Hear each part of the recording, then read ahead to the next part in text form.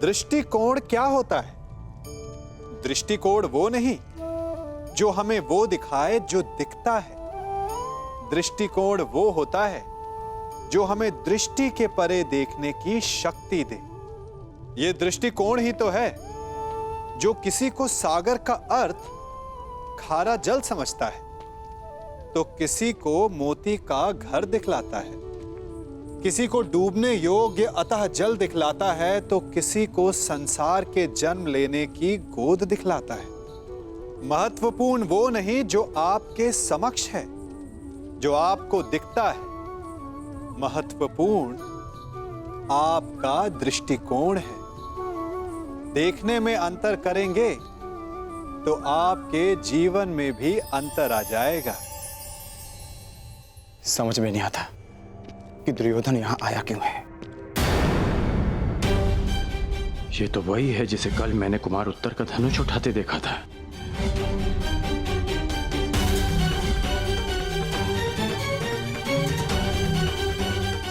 ये इस भांति छिपकर किससे और क्यों बात कर रही है? उसकी ये यात्रा कीचक से मिलना है या फिर उसके पीछे हमारी खोज? दुर्योधन यहाँ आया है तो मंतव्य शुभ नहीं होगा। तो फिर एक बार ज्येष्ठ आ जाएं, हमें उनसे मंत्रणा करनी होगी। वो भी सभा में उन्हें ज्ञात होगा कि दुर्योधन हमें पकड़ने के लिए क्या षड्यंत्र रच रहा है।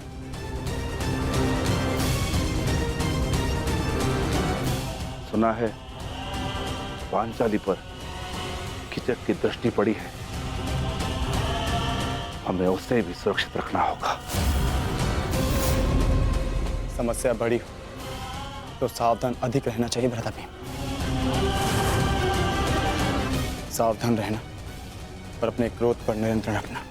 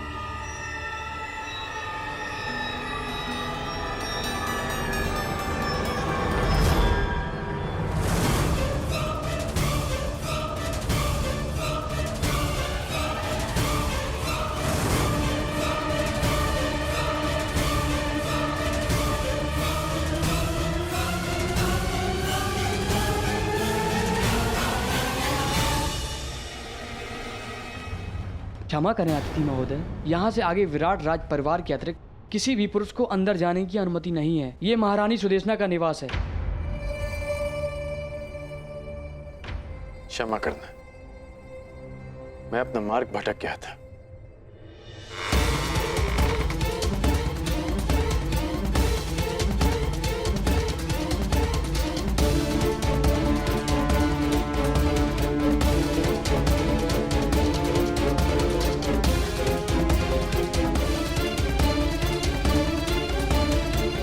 कहाँ हो बहना?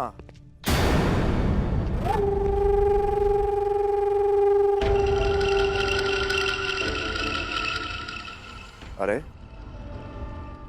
सुदेशना यहाँ नहीं है, परंतु शुभ है कि तुम यहाँ हो।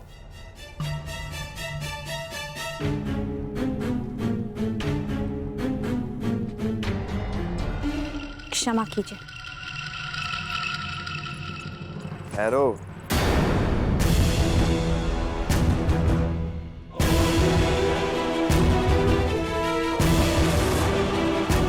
न मैंने तुम्हें क्षमा किया है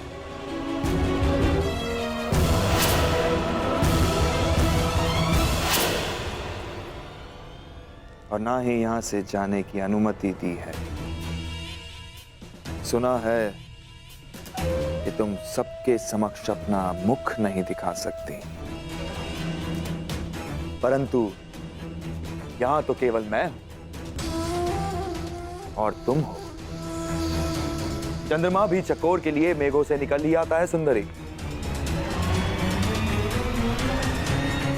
जिस मुख का प्रतिबिंब देखकर मेरा मन विचलित हो चुका है, उसकी वास्तविक छवि तो दिखाओ।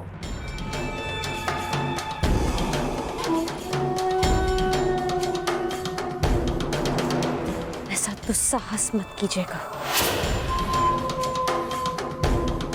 प्रतिरोध, कीचक का प्रतिरोध। अच्छा है, ऐसा लक्ष्य पाने का आनंद ही क्या जिसमें प्रतिरोध ना हो। जहां विरोध हो वहां विजय प्राप्त करने में कीचक को सदा प्रसन्नता होती है। अब अपना मुखड़ा दिखाओगी सुंदरी, या अपने हाथों को कष्ट देना होगा?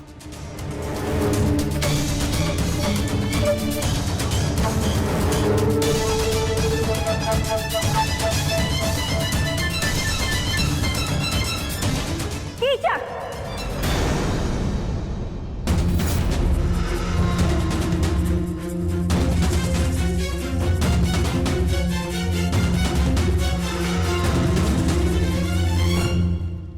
हम तुम्हें पहले भी कह चुके हैं कि सायरंदरी हमारी सेवा में है। जाओ सायरंदरी।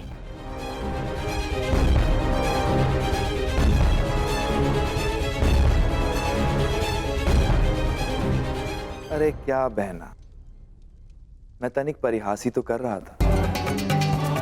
तुम तो जानती हो कि मेरा नटखटपन अब तक गया नहीं है। सायरंदरी क्या, मैं तो उर्वशी को देखकर मोहित ना हूं। वैसे इतने से दिनों में बड़ी प्रिय हो गई है ये दासी बहना। ऐसा क्या है जो तुम सदा इसका पक्ष लेती हो? हम तुम्हारी बहन हैं, तुम्हारी सुरक्षा की कामना करते हैं। कुछ उपहास जीवन का अंत बन जाता है कीचक, अंत। सायरंदरी गंधर्व पत्नी है, 5 गंधर्वों की सुरक्षा में है, ध्यान रखना।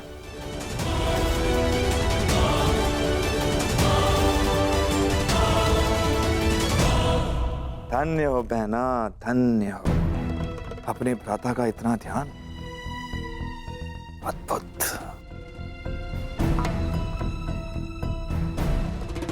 ये सायरंदरी कौन है ये तो मैं भली भांति जान गया हूं,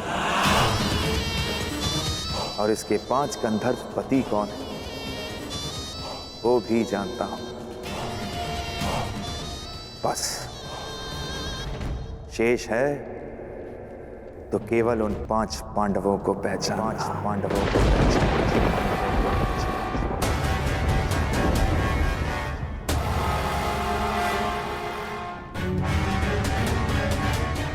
हमारे पुत्रों को ये बात बतानी ही होगी।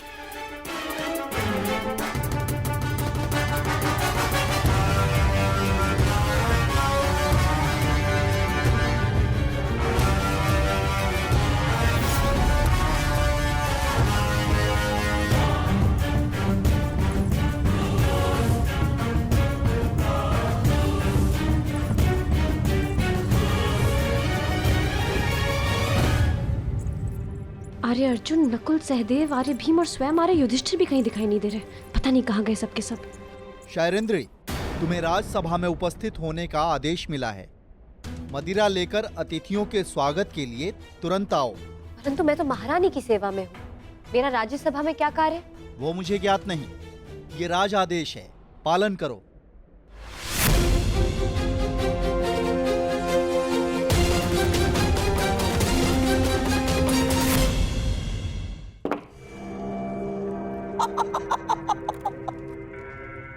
आइए विराट राज।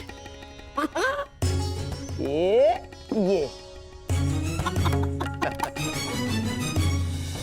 अति उत्तम चाल गंधार नरेश, ठीक ही सुना था। हाँ, आपके पास से आपकी हर बात मानते हैं। नहीं नहीं, आप जैसे शुभ चिंतकों के प्रेम का प्रताप है बस। विराट राज, आपका ये स्वागत सदा स्मरण रहेगा। अहो भाग्य।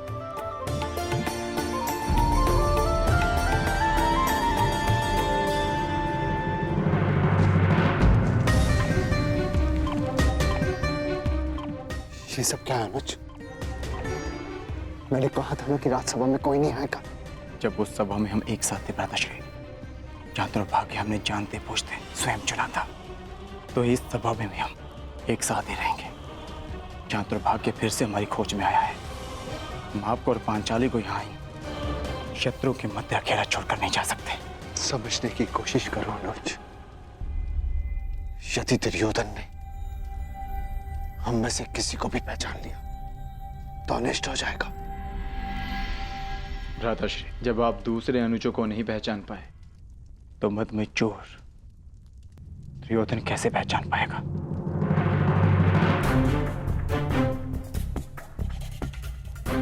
हम पांचों इस सभा में उपस्थित हैं।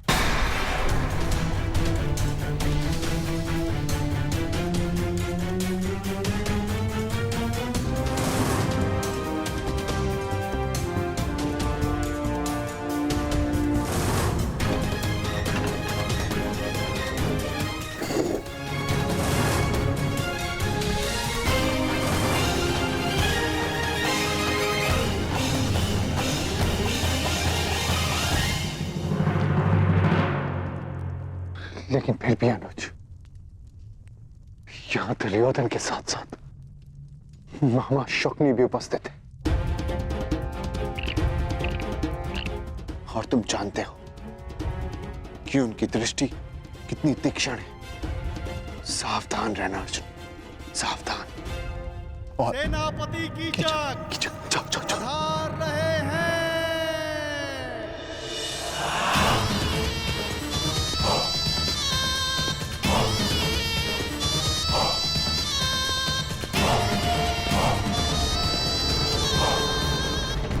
तत्काल में कोई त्रुटि तो नहीं रह गई मित्र दुर्योधन?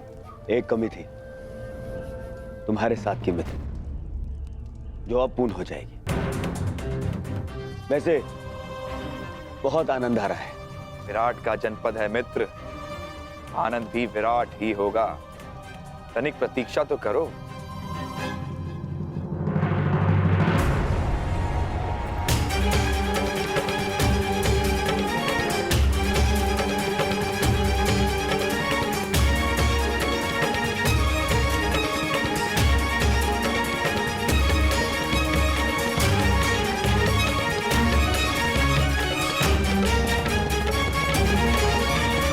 दासी सहरंद्रे, हस्तिनापुर युवराज के लिए मदिरा प्रस्तुत करो।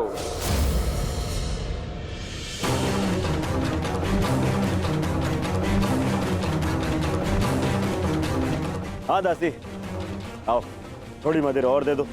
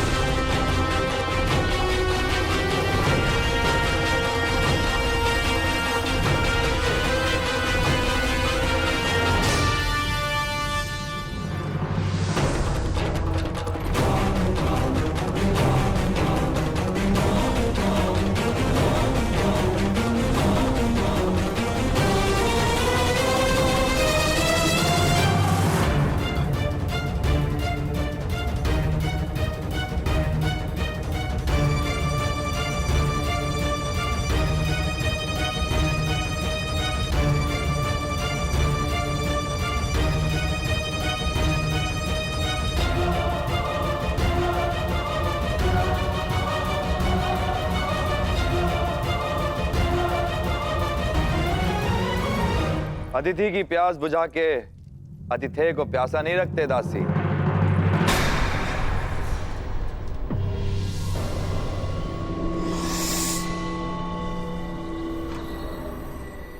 लाओ, हमें भी मदिरा पिलाओ।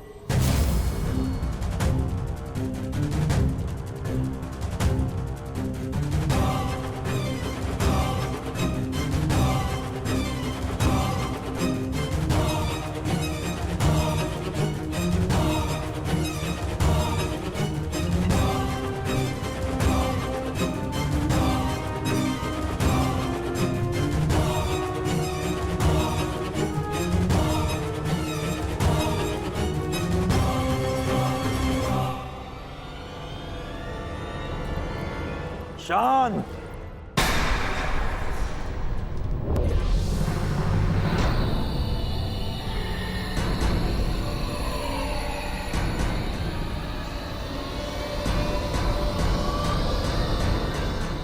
बंद करो ये नृत्य। मुझसे कोई भूल हुई क्या? अपने घुंघरू उतारो। सुना नहीं तुमने? अपने घुंघरू उतारो।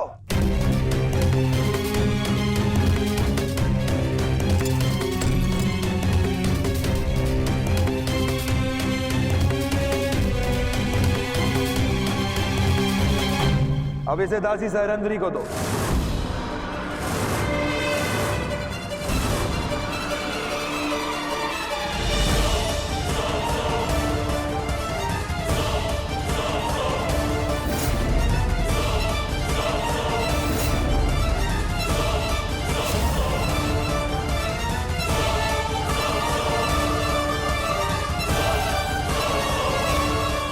सुना है नृत्य कला में बड़ी प्रवीण है ये दासी। हमें भी देखना है। दासी सहरंद्रे, अतिथियों के समक्ष नृत्य प्रस्तुत करो।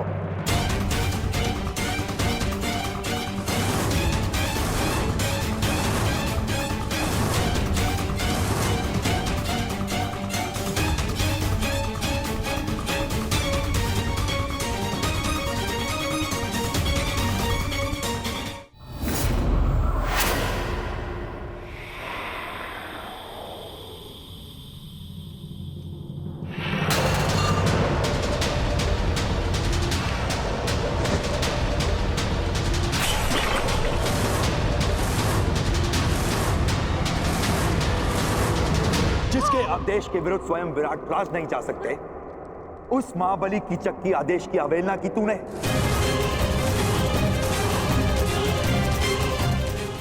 मूर्ख दासी, मेरी शक्ति, मेरे अधिकार के विरुद्ध जाने की अवहेलना की तूने।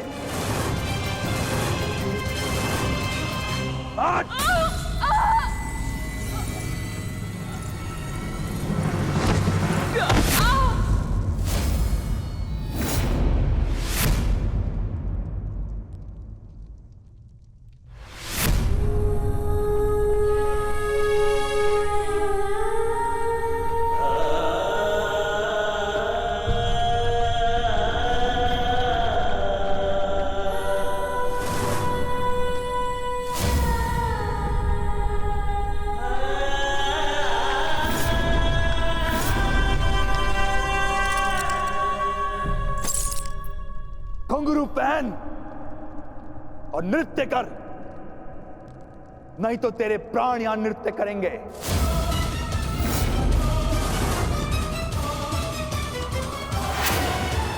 आज तुझे नृत्य करना पड़ेगा। मैं महारानी के वचन की सुरक्षा में उनके अतिरिक्त और कोई मुझे आदेश नहीं दे सकता। और सारा विराटनगर सुरक्षा के लिए मुझ पर आश्रित है।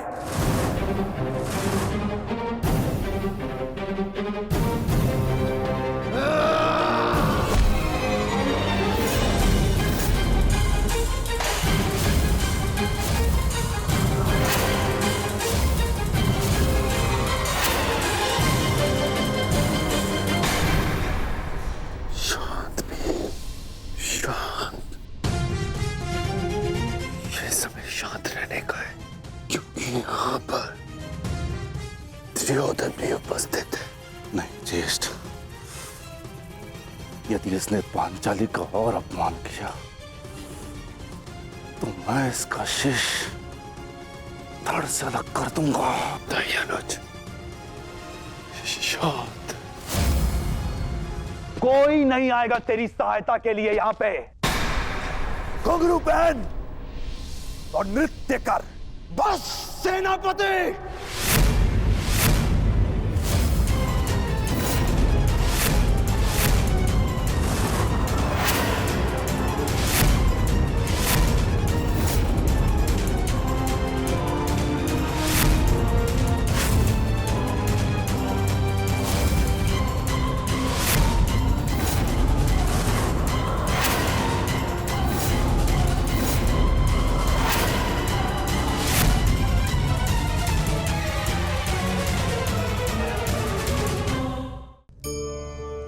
हमारे जीवन में दो प्रकार के व्यक्ति होते हैं, पहला मित्र और दूसरा शत्रु।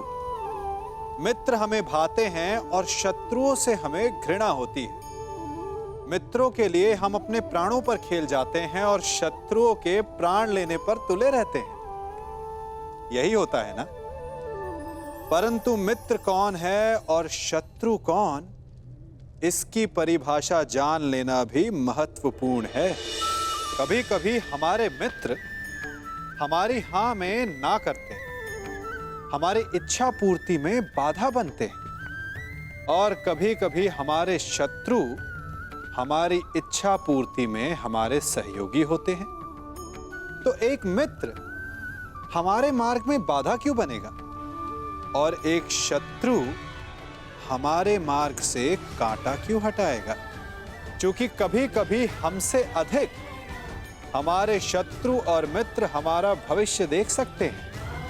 इसलिए यदि शत्रु और मित्र को पहचानना है तो सबसे पहले अपने भविष्य को देखिए कि कौन उसे सार्थक करने में सहयोग करता है और कौन असहयोग। यही शत्रु और मित्र की परिभाषा है। कोई नहीं आएगा तेरी सहायता के लिए यहां पे। घुंघरू पहन और नृत्य कर। बस सेनापति।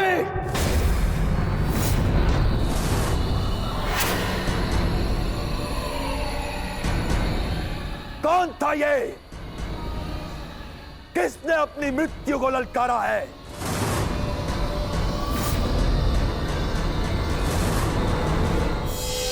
यदि कोई अपनी मृत्यु को पुकार रहा है तो वो तुम हो सेनापति कीचक।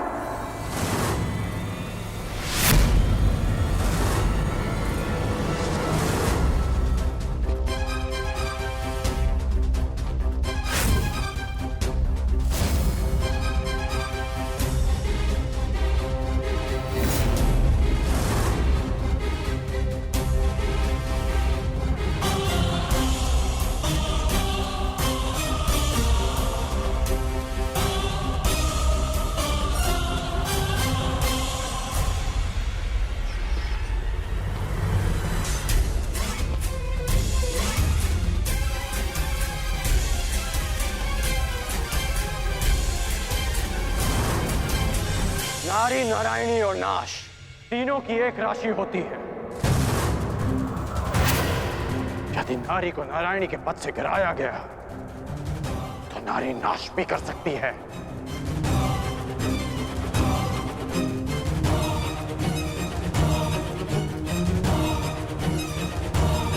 और आप युवराज, अभी तक एक नारी के अपमान का कलंक हस्तिनापुर और हमारे मस्तक से उतरा नहीं कि आप एक और अपमान के भागीदार बनने जा रहे हैं। आपको पांचाली से प्रतिशोध लेना था ना, वो आप ले चुके हैं।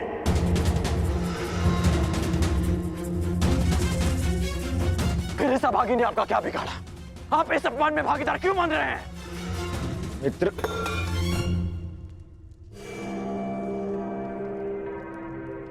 शांत हो जाओ, शांत। मैं यहां केवल अतिथि हूं। ये मेरा राज्य नहीं है, विराट राज्य है।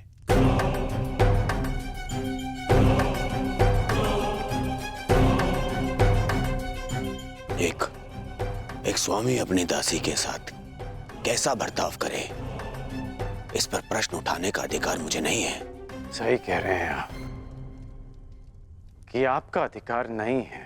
हाँ, परंतु ये आपका कर्तव्य है युवराज। एक नारी का अपमान रोकना हर पुरुष का कर्तव्य होता है।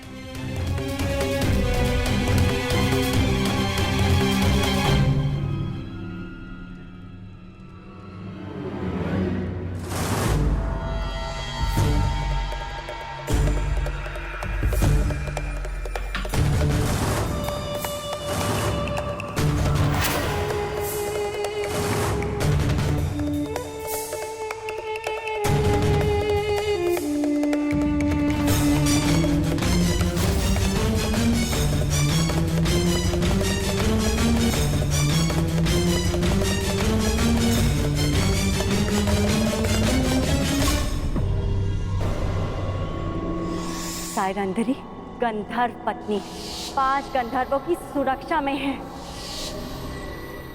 मेरा संदेह ठीक था। केवल द्रौपदी नहीं, 5 पांडव विराट में उपस्थित हैं। मित्र दुर्योधन को इन 5 की ही खोज है।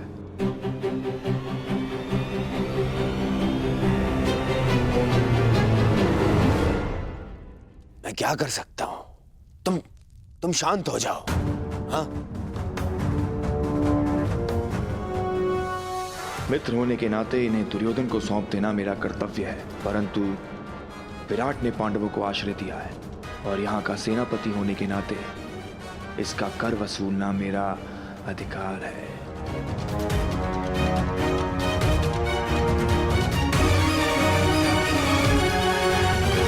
बहुत हुआ दासी, अब जाओ यहां से। तुम्हारी इस अवहेलना के कारण हमारे मित्र दुर्योधन का अपने मित्र से कलह हो गया है।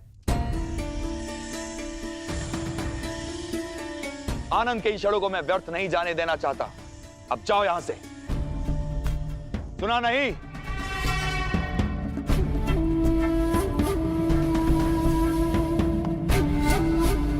क्षमा चाहता हूं मित्र, और खेद है अंगराज, मैं तो आप लोगों का मनोरंजन करना चाहता था। इस दासी के दर्प ने मेरे कार्य को असफल कर दिया। क्षमा प्रार्थी हूं मैं आपका। ये आप कह रहे हैं सेनापति की चाक? हाँ, आपने ही तो कहा था अंगराज कि जो नारी का अपमान करता है वो अपनी मृत्यु को ललकारता है। और मुझे अपने प्राण बहुत प्रिय है। अगर कोई और भूल हुई हो तो सेवक को क्षमा कीजिएगा अंगराज। अरे नहीं, चलो, कीचक ने क्षमा मांग ली है ना, आओ। हाँ? यही तो आश्चर्य है कि कीचक के व्यवहार में अचानक परिवर्तन क्यों आया। कर्ण,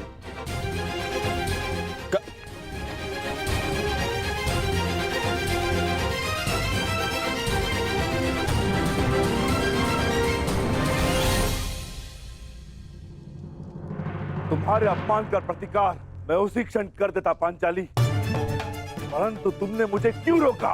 क्योंकि 12 वर्ष की प्रतीक्षा, हमारी प्रतिज्ञा पूरी करने की तपस्या को भंग नहीं करना चाहती थी मैं। और आज भी कीचक ने जो कुछ किया उस दुर्योधन की उपस्थिति के कारणवश किया। मुझे केवल उस क्षण की प्रतीक्षा है जब युद्ध का शंखनाद होगा और मैं अपनी आंखों के सामने एक एक कौरव का नाश देखूंगी।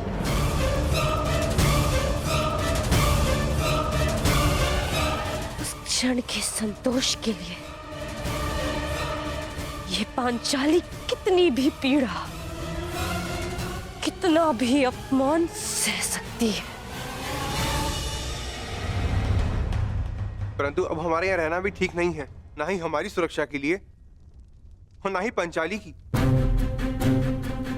हमें शीघ्र ये स्थान छोड़कर चले जाना चाहिए। नहीं नकुल, हम सब इस राज्य में प्रमुख पदों पर हैं। मैं महाराज का विश्वास पात्र सभासद हूं। अनुज भी मुख्य रसोइया है। अर्जुन राजकुमारी उत्तरा का शिक्षक है। पांचाली महारानी की विशेष सहयोगी है। और तुम अश्वशाला संभालते हो और सहदेव गौशाला। इसीलिए हम सबका यहां से एक साथ निकल निश्चित ही लोगों का ध्यान आकर्षित करेगा। परंतु मुझे नहीं लगता ज्येष्ठ कि शेष 2 माह सरलता से कट पाएंगे। मेरी मानिए तो मध्यरात्रि में हम विराट राज्य को छोड़ देंगे। प्रातः जब तक किसी को हमारी अनुपस्थिति का बोध होगा, हम सबके पहुंच से दूर होंगे। भ्राता भीम का मत उचित है ज्येष्ठ भ्राताश्री। दुर्योधन शीघ्र यहाँ से जाते नहीं दिखता, और जब तक वो यहाँ रहेगा संकट हमारे सिरों पर मंडराता रहेगा। मैं भ्राता अर्जुन के साथ सहमत हूं। ठीक है, यदि तुम सबका यही मत है तो हम सब लोग आज रात्रि गुप्त रूप से प्रस्थान करेंगे।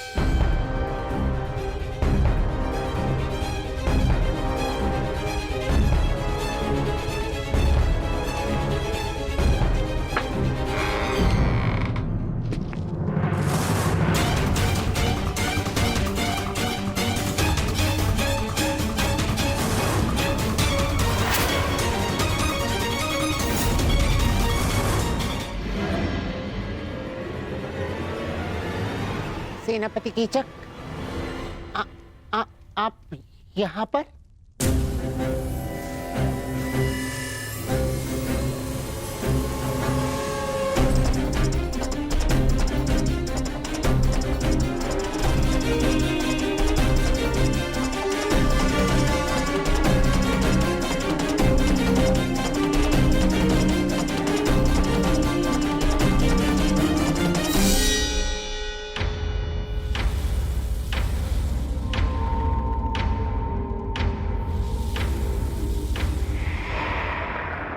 तो साइरंध्री के 5 गंधर्व पति उसकी रक्षा के लिए आ ही गए।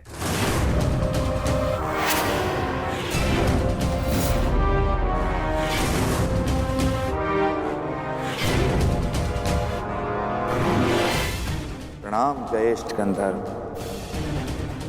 आपकी योजना अच्छी थी, परंतु विराट में कीचक से कुछ भी गुप्त नहीं रहता।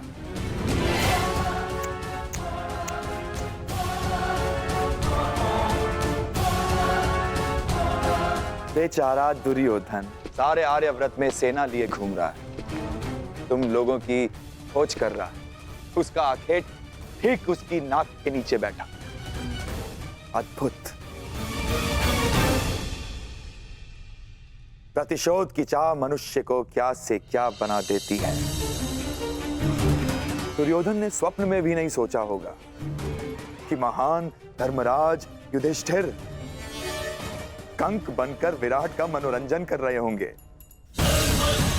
अद्भुत। और भोजन भक्त महान भी दूसरों के लिए भोजन पका रहा है, झूठे पात्र धो रहा है।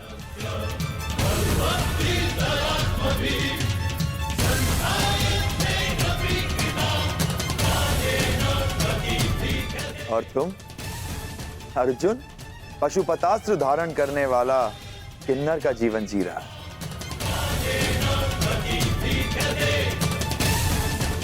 और बेचारे कोमल सुंदर नकुल सहदेव जो सदा सुगंध में नहाए रहते थे, आज अश्वों की लीद और गौवंश का गोबर साफ कर रहे हैं।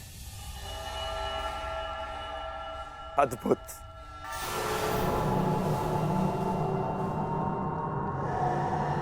और तुम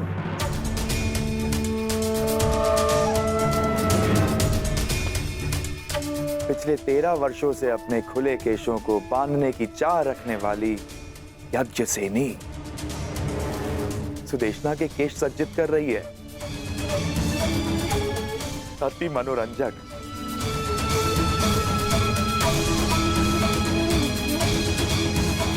तुम पांचों भाई धूल झोंकने में सफल हुए, स्वीकार है, परंतु द्रौपदी अपना रूप नहीं छिपा सकी। ना ना ना ना, इसमें तुम्हारा कोई दोष नहीं है, तुम्हारे सौंदर्य और यौवन का दोष है।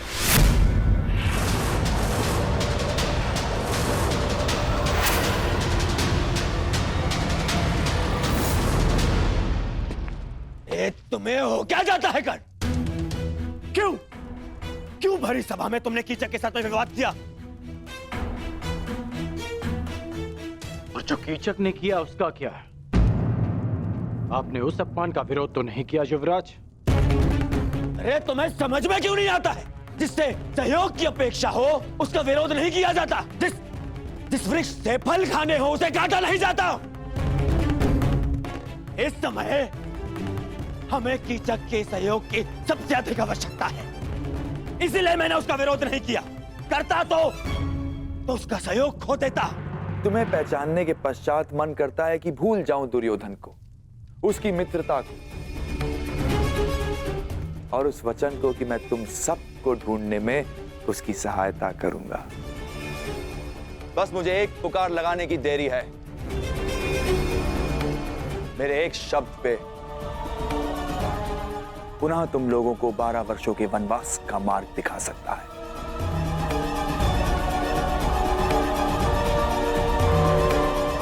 और यदि ऐसा हुआ तो कैसा लगेगा यज्ञसेनी?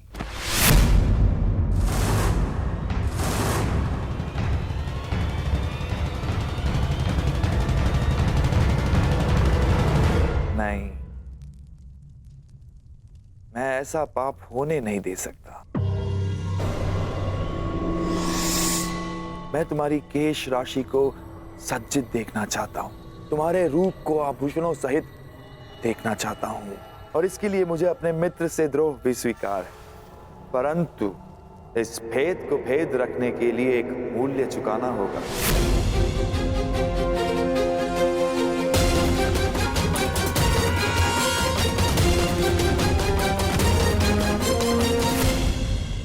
तुम पांचों मेरे लिए कोई महत्व नहीं रखते, वन में रहो या महल में, लेकिन द्रौपदी के लिए यह भेद ना खुलना जरूरी है। इसीलिए मेरे पास एक प्रस्ताव है। सोच समझकर, ध्यान से सुनकर निर्णय लेना। आज रात्रि चंद्र ग्रहण है और इस अंधेरी रात में मैं यज्ञसेनी के रूप के प्रकाश में स्नान करना चाहता हूं।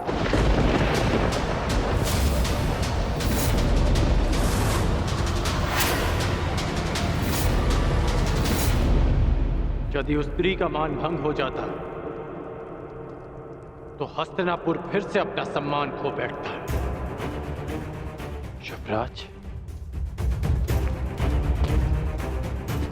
क्या पांडवों को ढूंढने के लिए आप फिर से हस्तिनापुर का सम्मान दांव पर लगा देंगे? पांडव मिले या ना मिले, परंतु अब जब भी वो सामने आएंगे तो हम उनसे युद्ध करेंगे, युद्ध में उन्हें पराजित करेंगे। और मेरा मानना है कि हमें हस्तिनापुर वापस चले जाना चाहिए। कितनी बार मैंने तुमसे कहा है कि तुम केवल और केवल बाण चलाया करो, बाण, अपना मस्तिष्क नहीं। समझ गए? तुम केवल युद्ध करना जानते हो, राजनीति करना तुम्हारे बस की बात नहीं है। समझाओ, समझाओ अपने मित्र को। पांडवों को पकड़ने का अंतिम अवसर है हमारे पास दुर्योधन, अंतिम लक्ष्य हमारे सामने है दुर्योधन। और तुम्हारा ये प्रिय मित्र कह रहा है कि हस्तिनापुर जाकर हम संतोष की निद्रा में सो जाए। मैं ये नहीं कह रहा हूं कि हम संतोष की निद्रा में सो जाएं। तो मैं ये कह रहा हूं कि हमें हस्तिनापुर शीघ्र ही लौट जाना चाहिए, क्योंकि यहां रहकर हम अपना समय व्यर्थ कर रहे हैं। क्या कहा तुमने? युवराज, सेनापति कीचक ने हमें सहायता का वचन दिया है। यदि पांडव यहां होंगे तो वो अवश्य उन्हें पकड़ लेंगे। हमें हस्तिनापुर वापस चले जाना चाहिए, क्योंकि पांडव यहां नहीं मिले तो हमें संभावित युद्ध के लिए तैयार रहना चाहिए। और आप दोनों भूल रहे हैं कि पांडवों का अज्ञातवास पूर्ण होने में केवल 2 माह शेष हैं। 2 माह शेष है? 2 माह शेष है? क्या हो जाएगा 2 माह शेष है तो? फिर से युद्ध है? युद्ध युद्ध युद्ध कर्ण, केवल युद्ध। तुमने कभी शांति नामक शब्द सीखा भी है या नहीं कर्ण? हाँ,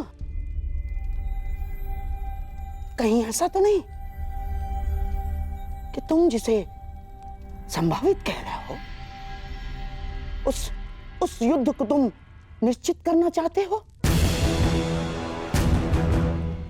ना? अर्थात तुम्हें ऐसा क्यों लगता है कि युद्ध ही होगा? कहीं ऐसा तो नहीं कि तुम चाहते हो कि पांडवों का अज्ञातवास पूर्ण हो जाए?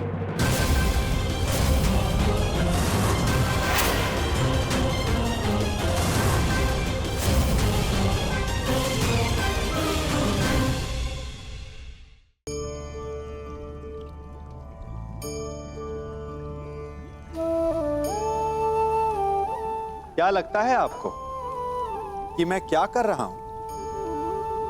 मैं इस जल में अपना प्रतिबिंब देखने का प्रयास कर रहा हूं। अब आप लोगों को लग रहा होगा कि मैं कैसी मूर्खता कर रहा हूं। ऐसे उबलते हुए अशांत जल में कोई अपना प्रतिबिंब कैसे देख सकता है? जिस प्रकार प्रतिबिंब केवल शांत जल में देखा जा सकता है, उबलते हुए जल में नहीं, उसी प्रकार क्रोध में उबलता मनुष्य ना कुछ देख पाता है, ना कुछ सुन पाता है। वो ना ही अपने कर्मों के परिणाम को देख पाता है और ना ही अपने आत्मा, अपने मन की पुकार को सुन पाता है। क्रोध भी इसी उबलते हुए जल के समान होता है और वो किसी और को जलाने की क्षमता भी रखता है, परंतु वो भी स्वयं इस उबलते हुए जल के समान भाप बनकर समाप्त होता जाता है। इसलिए विपरीत परिस्थितियों में शांत रहना मनुष्य के लिए आवश्यक है, ताकि वो अपनी आत्मा, अपने मन के प्रतिबिंब को देखकर निर्णय ले सके कि क्या उचित है और क्या अनुचित। कहीं ऐसा तो नहीं कि तुम चाहते हो कि पांडवों का अज्ञातवास पूर्ण हो जाए?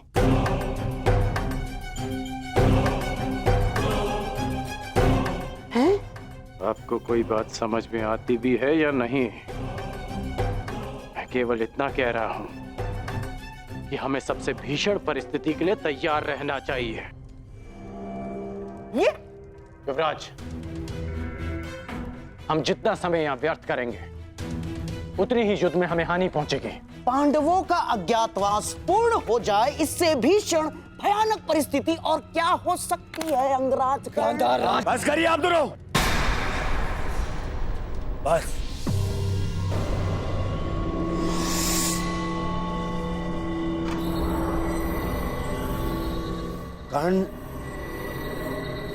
कर्ण ठीक कह रहा है। क्या? मामाश्री,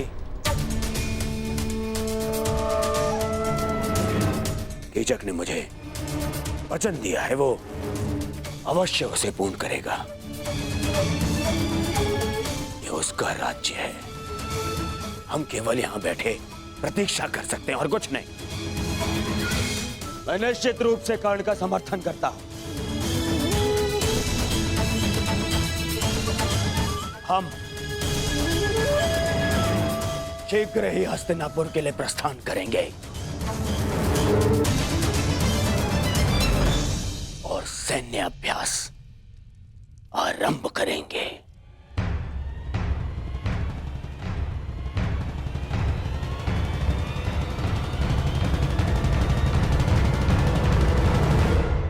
आज रात्रि चंद्र ग्रहण है और इस अंधेरी रात में मैं यज्ञ सेनी के रूप के प्रकाश में स्नान करना चाहता हूं।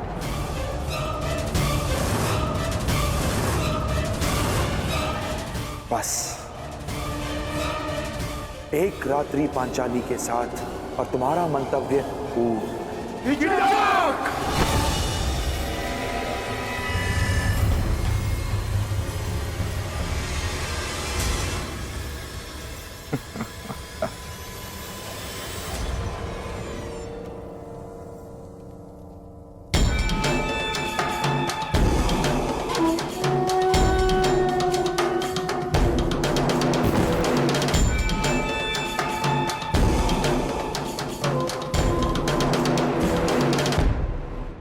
क्रोधित क्यों होते हो?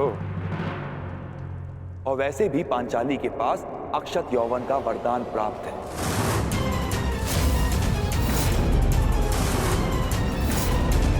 कुछ नहीं बिगड़ेगा उसका। बस मुझे केवल एक रात्रि का सुख दो पांचाली।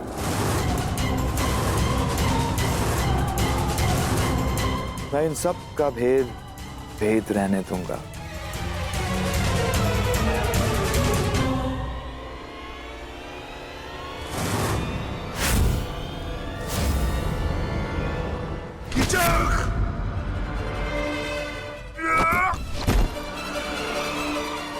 ये तुम्हारे जीवन का अंतिम शब्द है। दुर्योधन अधिक दूरी पर नहीं है युधिष्ठिर। अपने अनुज से कहो कि अपने हाथों को अपनी मर्यादा में रखे। नहीं तो अगर मेरी जीवा ने मर्यादा भंग की तो तुम लोगों का अज्ञातवास भंग हो जाएगा।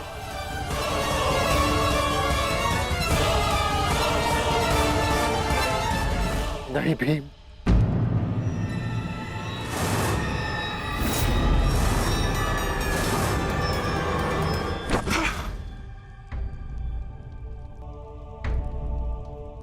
इस समय तुम्हारा ईश्वर मैं हूं युधिष्ठिर। तुमको जीवन देने या नष्ट करने की शक्ति केवल मेरे पास है। एक बात बता दूं पांचाली, मुझे प्रेम में विरोध आता है, परंतु प्रेसी की प्रतीक्षा मुझे रुष्ट कर देती है। समय पर आओगी तो सबका समय ठीक रहेगा।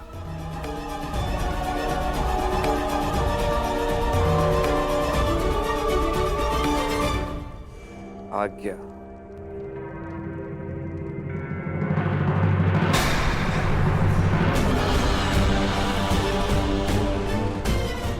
प्रणाम जयेष्ठ गंधर्व।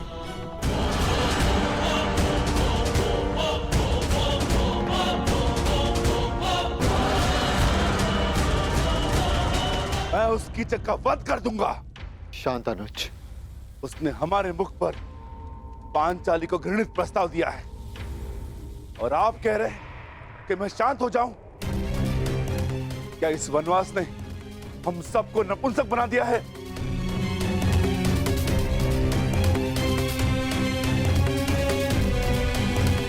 तुम बोलो अर्जुन, क्या इस समय शांत रहने का है?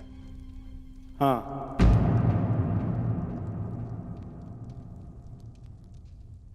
मैं ज्येष्ठ भ्राता श्री से सहमत हूं। हमें शांत रहना होगा, परंतु इसका अर्थ यह नहीं कि कीचक को दंड नहीं मिलेगा। कीचक को दंड अवश्य मिलेगा। आप मारेंगे उसे, परंतु मेरी योजना से। मैं आज रात्रि कुमारी उत्तरा को राग असावरी का अभ्यास कराना है। उस सभा में ज्येष्ठ भ्राता श्री मेरे साथ उपस्थित होंगे और पांचाली कीचक को अपने कक्ष में आने का आमंत्रण देगी। और यह सुनिश्चित करना होगा कि कीचक उस कक्ष की ओर जाते हुए कोई न देख सके।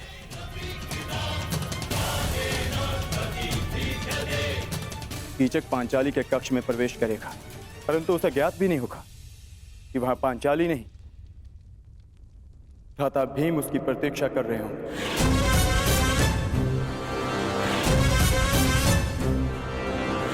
मैं सुनिश्चित करूंगा कि कीचक के चीत्कार मेरे पुखावज की ध्वनि में किसी को सुनाई न दे। और ज्येष्ठ भ्राता श्री ये निश्चित करेंगे कि जिस समय कीचक का वध हो रहा हो उस कक्ष की ओर कोई न जा सके, ताकि भ्राता भीम अपना कार्य पूर्ण करके वहां से निकल सके।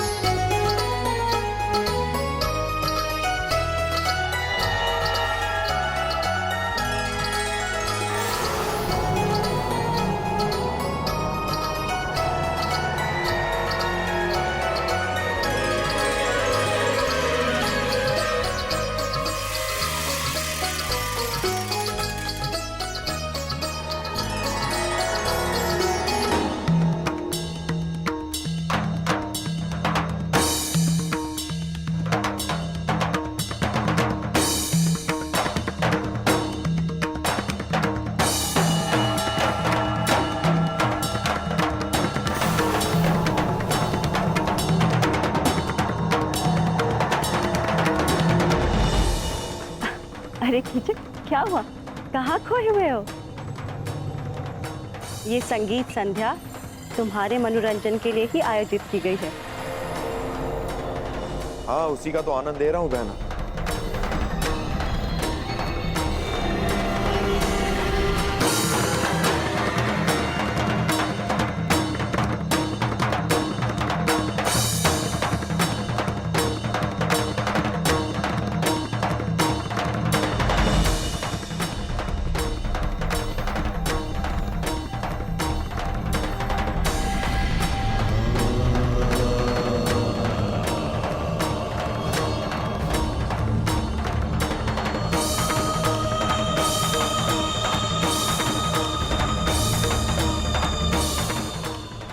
आई क्यों नहीं पांचाली? मित्र दुर्योधन के समक्ष पांडवों के अस्तित्व का भेद खोलने का समय आ गया है।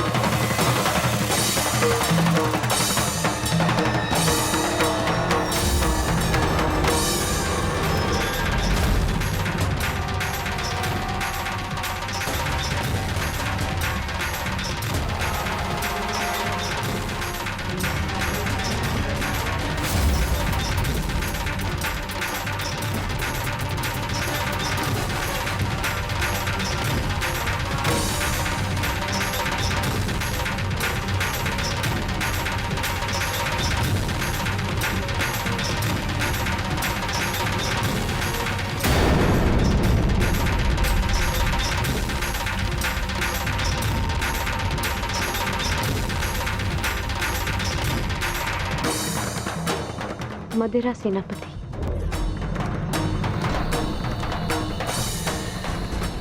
मुझे आपका प्रस्ताव स्वीकार है।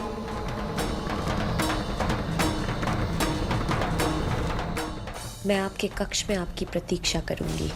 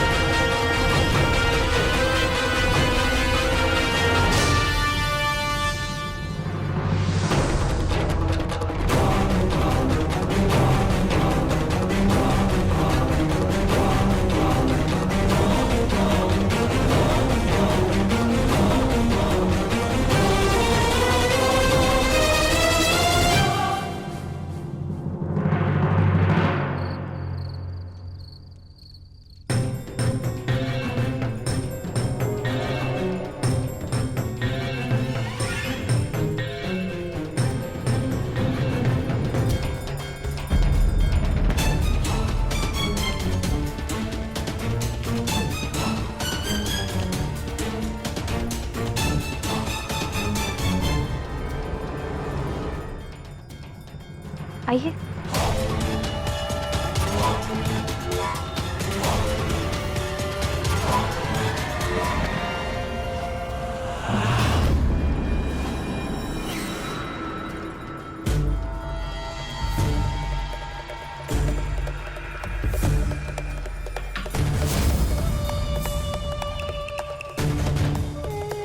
क्या हुआ? आप रुक क्यों गए? आइए ना।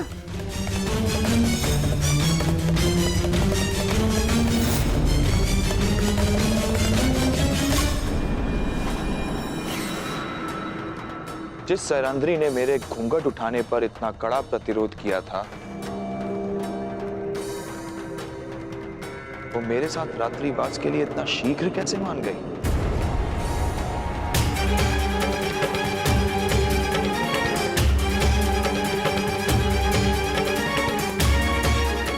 व्यवहार में अचानक परिवर्तन संदेह को जन्म देता है सुंदरी। हम तुम्हारे साथ रात्रि बिताएंगे, परंतु यहां नहीं, किसी और कक्ष में।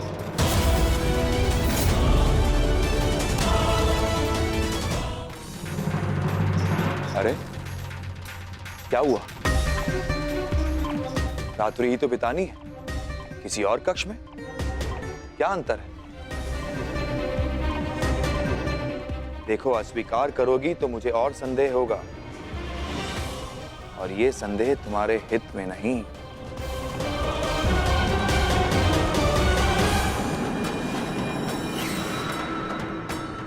स्वीकार है।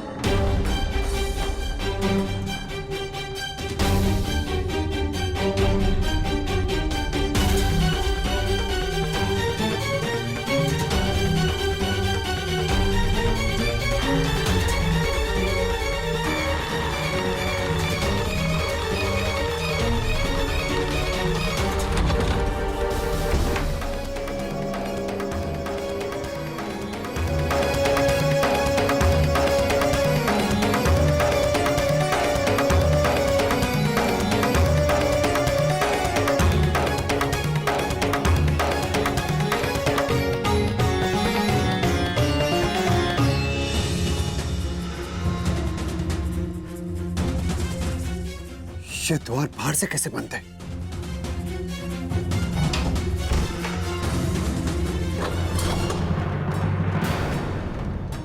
भीम, पांचाली कहाँ है? कीचक को कुछ संदेह हो गया है, वो पांचाली को लेकर कहीं और गया है। कहाँ ले जा सकता है वो पांचाली को? वहां जहां हमारे बीच कोई विघ्न न डाल सके, महाराज के कक्ष में। महाराज वहां संगीत का आनंद ले रहे हैं और यहां आने का साहस किसी में है नहीं, हमारे 5 पतियों में भी नहीं, क्योंकि मेरे सैनिक उन पर दृष्टि रखे हुए हैं। वो यहां आए, दुर्योधन तक सूचना पहुंच जाएगी। क्या है ना कि अपने शत्रु से 4 पग आगे रहना कीचक का स्वभाव है।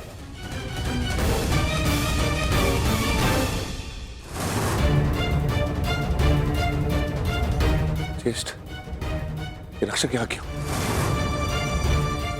ये कीचक के निजी रक्षक है, परंतु ये महाराज के कक्ष के बाहर क्या कर रहे हैं? क्योंकि कीचक ये है ज्येष्ठ, मैं अभी रक्षक का वध करके कीचक को समाप्त कर दूंगा। नहीं भी, यदि यहाँ कुछ उपद्रव हुआ तो हमारे विषय में सबको ज्ञात हो जाएगा। क्या करें? आज महाराज की शैया पर हमारे प्रेम की सेज सजेगी।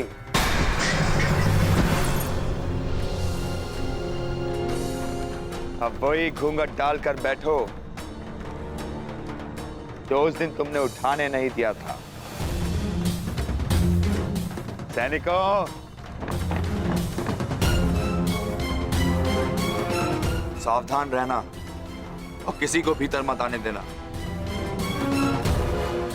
किसी को भी नहीं।